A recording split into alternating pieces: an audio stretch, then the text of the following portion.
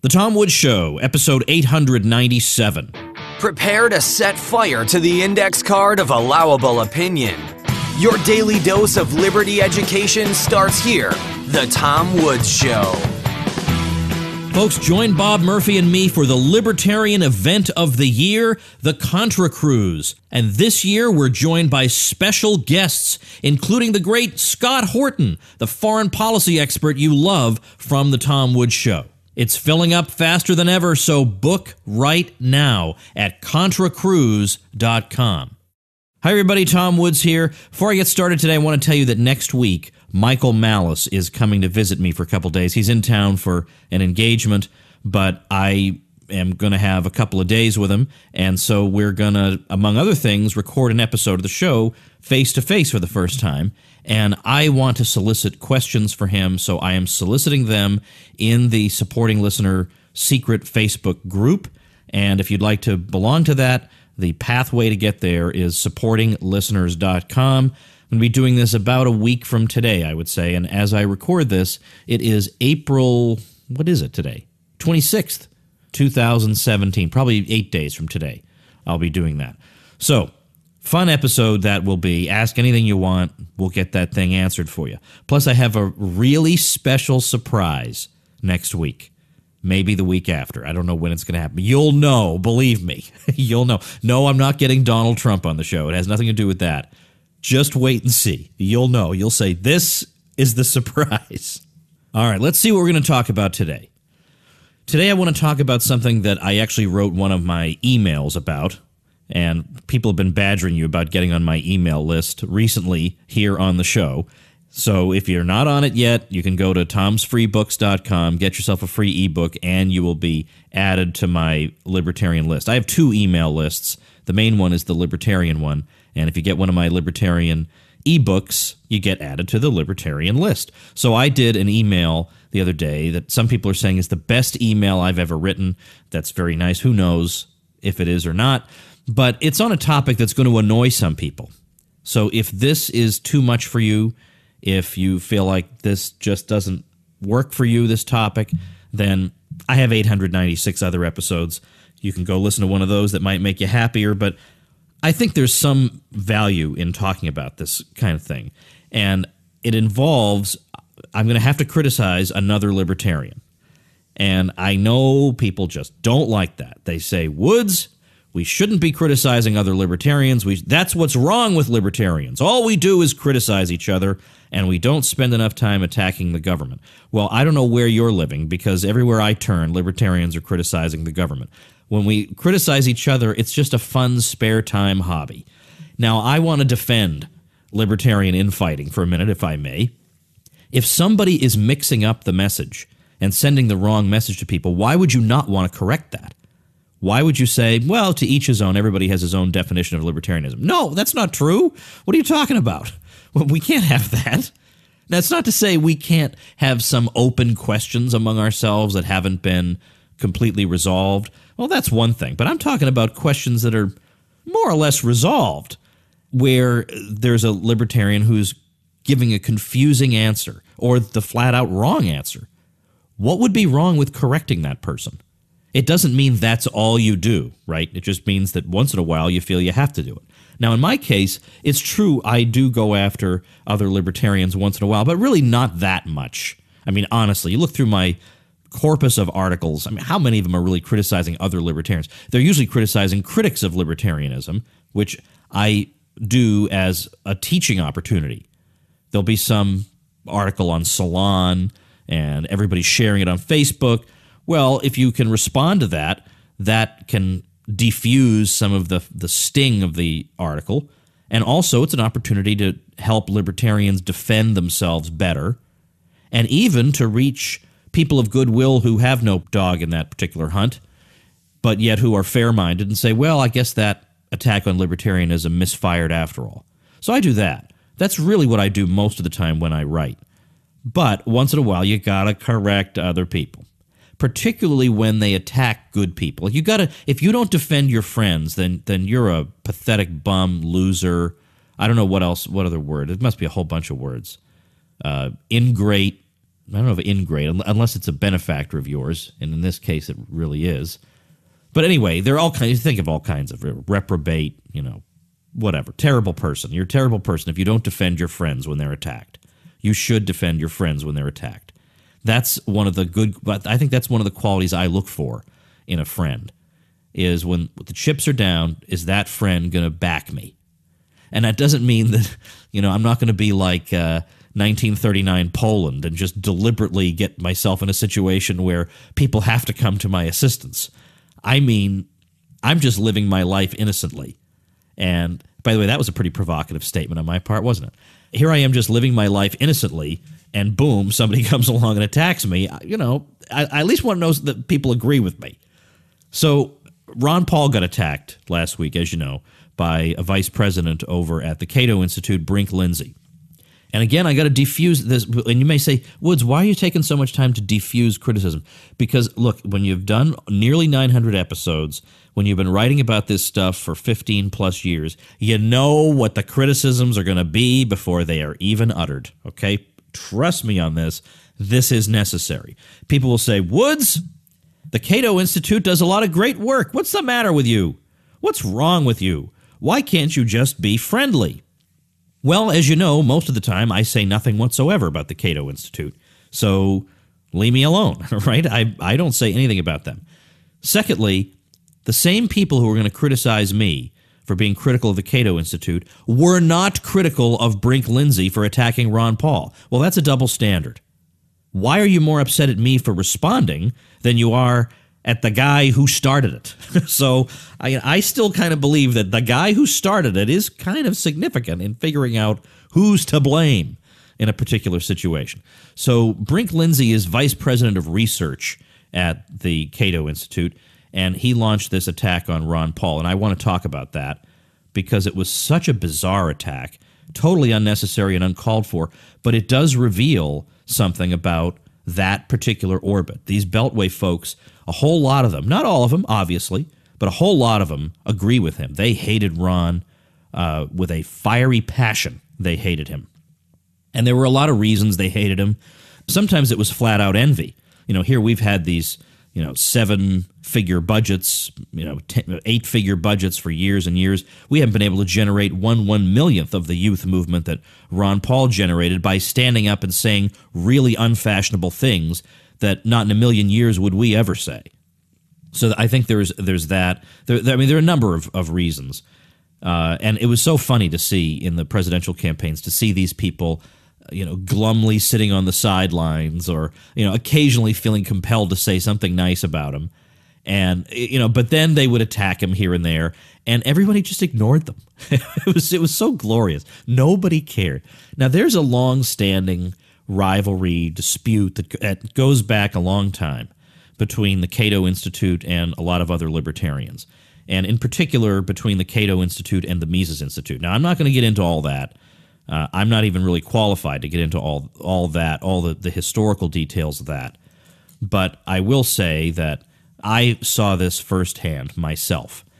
Now, again, basically my view is there are some decent people at the Cato Institute doing some decent work, and I've read a lot of their stuff and benefited from it. I've cited some of their stuff in my writing. I've recommended some of their stuff here on the show, which is more than you can say about what they've done for me, right? I mean, they act as if I don't even exist. So I feel like I've been the adult in the room in this situation. But all the same, in 2006, I won a book prize for my book, The Church and the Market. And it was a prize that was co-sponsored by the Templeton Foundation and the Intercollegiate Studies Institute. And there were 3 places, first, second, and third for books, and first, second, and third for articles. So I won first place in the book category. And I remember Ed Stringham, and I think a co-author, might have been Ben Powell, actually. I can't remember who his co-author was, or maybe he wrote it himself, and I'm not giving him proper credit. Anyway, one of the winners in the article category was Ed Stringham, who, as you know, if you've listened a long time, has been on this show. Well, apparently, in advance, the Cato Institute had agreed to host whoever the winners were at a one-day conference at the Cato Institute. Well, they obviously had no idea I was going to win. Senior fellow of the Mises Institute, they had no idea I was going to win. Their people had been smearing me for years. Tom Palmer, for example. This is a guy, let me pause for a minute. Tom Palmer's a guy I got to know when I was a student at Harvard. And at that time, he was with the Institute for Humane Studies, which liked me for a long time. And maybe they still do slightly like me. I don't even know anymore. I don't keep up with it. I don't have to. I got my own platform. I don't care what these people are saying about me. Doesn't matter. Does not matter. But anyway, I got to know him when I was an undergraduate, and I talked to him on the phone quite a few times about what I might write my senior thesis on. He actually helped me find some texts that were helpful to me, and we talked about topics, and he was very friendly, very friendly. I liked him. I didn't see anything wrong with him. He came and gave a talk on socialism at Harvard that I went to, and it was fine. Then I came out with the Politically Incorrect Guide to American History. Now, bear in mind, nothing has happened between Tom Palmer and me in the interim. Not a thing. I've not spoken to him. I mean, we just fell out of touch. Fair enough. All of a sudden, out of the blue, with no acknowledgement that he ever knew me or had been any kind of mentor to me or anything, he goes on a crazed attack on me on his website to the point where, in an article about me and my book, he's got a picture of a Ku Klux Klansman, which, as you know, is about as toxic as it gets. Typical leftist move, naturally. So that's what he did. And as far as I know, nobody at the Cato Institute disciplined him for that or said, whoa, that's totally below the... What are you talking about? You think the guy belongs to the Ku Klux Klan, which has, 27 members in the U.S. at this point? Well, I mean, what a horrible thing to do. So I more or less ignored him, because that's the thing to do with this guy. I ignored him. He's bitter and resentful. Basically, he's one of the most hateful, bitter, and resentful people I know. And if you say, Woods, you are lowering yourself to his level by mentioning this. Nope. Then I want to see the letter you wrote to Tom Palmer telling him that he shouldn't have done that to me. Because that's a double standard again. I am allowed to defend myself. Anyway, then 2010 came along. I had my book Nullification. That's very unfashionable for Washington think tanks. There's no Washington think tank that wants to support the idea of the states resisting the federal government. Okay, they're not going to do that. Even though Jefferson favored that, was very, very clear about this, and I show that in my book Nullification. I will link to that book, by the way, on the show notes page. You would enjoy that book. And you can get the audiobook version for free at tomwoodsaudio.com through the Audible offer there. All right, so I spoke at CPAC that year in 2010. Got a tremendous response. I mean, if anybody who was there in those years, the years where Campaign for Liberty really dominated CPAC, 2009, 10, and 11, you will remember. I was mobbed with people. People wanted to take my picture with me. They wanted autographs. It was over the top unbelievable. Palmer writes an article saying, Woods wins the prize for craziest guy at CPAC. Now, what made me the craziest guy at CPAC? Well, because I supported nullification. Because, of course, we all know all respectable libertarians believe that the federal government is absolutely supreme in everything, and that that's the correct libertarian view. And I presume that to believe otherwise is to support slavery, which I have already explained is absolutely not true, is the exact opposite of the truth, as you see in my book. So he does this. Well, then I guess he stopped attacking me because he realized that it has no effect, that I have managed to build up a really substantial following at this point through books and YouTube and whatever, so that throughout all their attempts to smear me, I just kept on going. I just kept making the videos. I just kept writing best-selling books. I just kept writing articles. I just kept flying around the country and speaking. So it just didn't matter. After a while, I just became bulletproof. That doesn't mean to say I could do absolutely anything and people would defend me, but it's the kind of like the situation where Pat Buchanan gets attacked in the media, and all his supporters know, well, typical left-wing media, of course they're going to attack Pat Buchanan. They don't even think another thing of it. So somebody like Palmer attacks me. Nobody bats an eye. Nobody says, "Oh, I never thought of that. Maybe this Woods guy is terrible." Nobody ever says that. So I just continued to have. I'm just going to be blunt about it, folks. I'm just going to be blunt about it. I continued to go from success to success. So he just threw up his hands and gave up, and that was it. Never heard from Tom Palmer again. But that's the sort of thing these people have done to me. And at worst, what have I said about the Cato Institute that's bad? I mean, as I say, I've cited them. I've linked to them. I've had people from Cato on my show and introduced them as being with the Cato Institute. I mean, I think I've been reasonably mature, given... I mean, if anything, I would say I have been astonishingly restrained under the circumstances, because I bet most people listening to this didn't even know about how Tom Palmer has treated me, because I never even mentioned it. Okay, so I think I've been fairly good about this.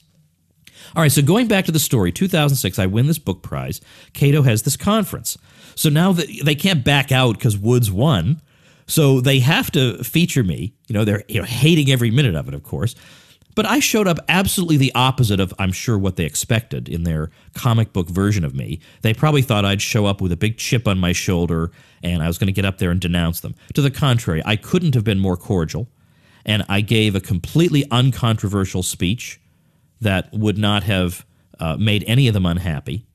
And in fact, later on, Tom Palmer actually needed to refer to one of the points I made, but he could not bring himself to mention my name. So he said, as somebody said earlier, as somebody. Well, okay, at least I'm a somebody. But what was funny about this was, in the big poster and all the big promotional materials that they did for that event, every single person who was speaking, everybody other than me, the book people and the article people, they had their institutional affiliation listed under their name, except me, because they could not put Mises Institute on any Cato material. I mean, how childish is that, right? Could you imagine the Mises Institute inviting somebody from Cato and not mentioning they're from the Cato Institute? I mean, could you imagine?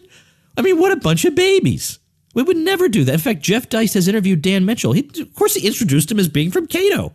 What is the deal with this childishness? So with me, I was just listed as author, the church, and the market. So I have no institutional affiliation. I'm just this disembodied spirit floating around. Absolutely crazy. Now, the award was for 2006. The event may have been in 2007, if you're for some reason we're trying to track it down. But that's obviously not the point. I just couldn't get over that. And Ed couldn't get over that either. So in his remarks, he just got right up there and several times deliberately referred to the Mises Institute because he just could not get over they were acting this way. So, all right, that's a little bit of background on my interactions with these people. Not fun people, a lot of them. I could give you some David Bose stories, but I'm not going to do that, right?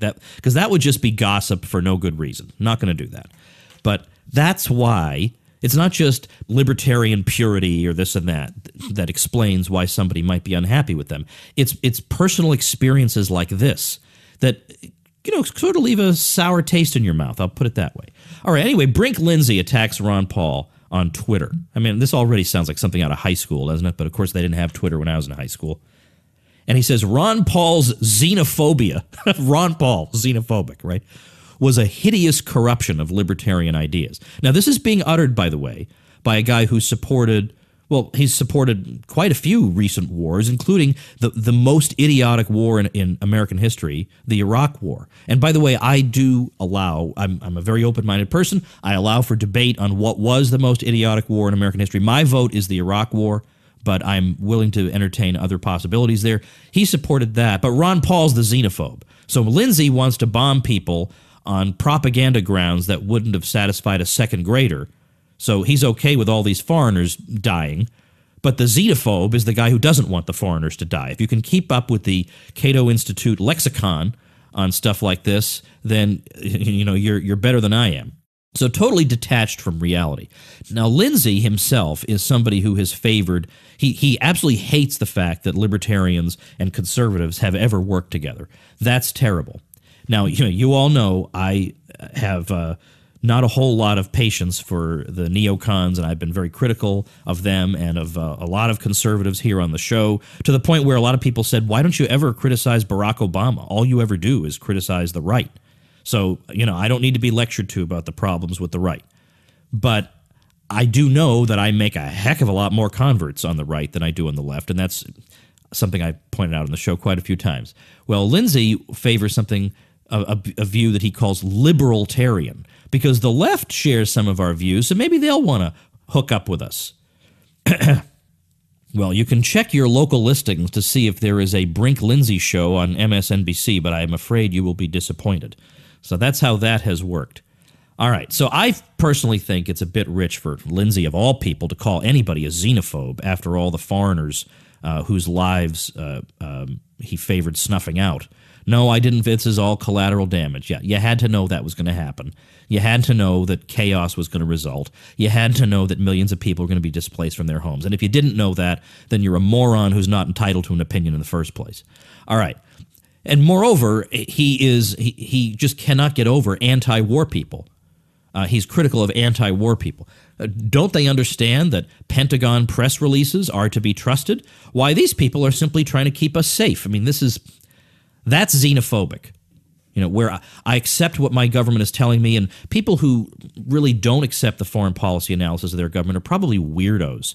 Probably weirdos the libertarian movement doesn't really need. We need respectable people who get their foreign policy news from the Washington Post, seems to be the attitude coming from him. Now, that's not true of everybody at Cato, so I'm not trying to paint with that broad a brush. I'm painting with just this one brush, with this one person. And I wrote in my email, even if Ron Paul were a xenophobe, if I lived in a country that was in the crosshairs of the U.S., I think I'd rather be facing someone who just called me nasty names as opposed to somebody who actually wanted to drop bombs on me. Well, then he's upset. He tweets out he's upset that Ron did not support various trade agreements and that only a conspiracy theorist could hold Ron's view. And so in my email, I reminded, or perhaps for the first time informed, Brink Lindsey that in the late 1940s, when the International Trade Organization was floated, which was a precursor to what we have now, it was actually the free traders like a businessman Philip Courtney, who was a friend of Mises, who led the opposition to it. Courtney wrote a book called The Economic Munich, which explained why the whole bureaucratic approach of these trade agreements had to be rejected.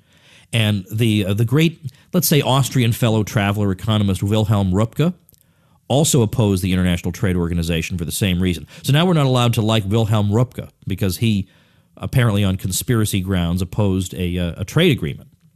Then he says, this is Lindsey, the libertarian movement had an ugly, illiberal streak long before Ron Paul. It's been there from the get-go. Now notice, bombing the hell out of Iraq for no reason, I mean, for stupid propaganda reasons, that's not ugly and illiberal, by the way. That's why that's a matter of public policy. That's not ugly or illiberal at all. War is not ugly and illiberal. Obviously, unnecessary war is not ugly or illiberal. Or just repeating propaganda lines that nobody in his right mind believes and everybody in the whole world is laughing at, that's not ugly and illiberal. Now, what's Lindsey linking to when he says the libertarian movement had an ugly, illiberal streak? Well, of course, he's linking to Murray Rothbard. Now, not to the entire corpus of Rothbard's work, which is astonishing, and I've had an episode on the anti-Rothbard cult, which Lindsey belongs to, the anti-Rothbard cult. Rothbard is, almost certainly the most prolific libertarian ever. And he lived before the internet, and yet he wrote these amazing works. Ludwig von Mises thought Rothbard's work, Man, Economy, and State, was an astonishing contribution. Not good enough for Lindsey, though, guy you never heard of. Mises' praise is apparently not good enough. His book on the Great Depression was absolutely amazing. His American history was amazing. His work on the Panic of 1819, his theorizing, his popular work, it's an incredible, dozens of books that keep coming out long after his death. Newsletters, articles, scholarly journals, an amazing output of work. But can't like him. Can't like Murray Rothbard. No, sir. So we're going to summarize Murray's entire contribution to by linking to a letter he wrote about the Dixiecrats in 1948. Because that doesn't sound like something Rachel Maddow would do. Have you noticed there's a pattern here, by the way? That the way Tom Palmer treated me and the way Lindsey is treating Ron Paul and Rothbard sounds exactly like the way Rachel Maddow treats her enemies. I leave you to draw your own conclusion about that. So anyway, Rothbard believed in states' rights, and that Lindsey doesn't even bother to refute that because that's just so obvious that's evil. It's obvious how evil a states' rights position is because that must just mean oppression. That's what that must mean.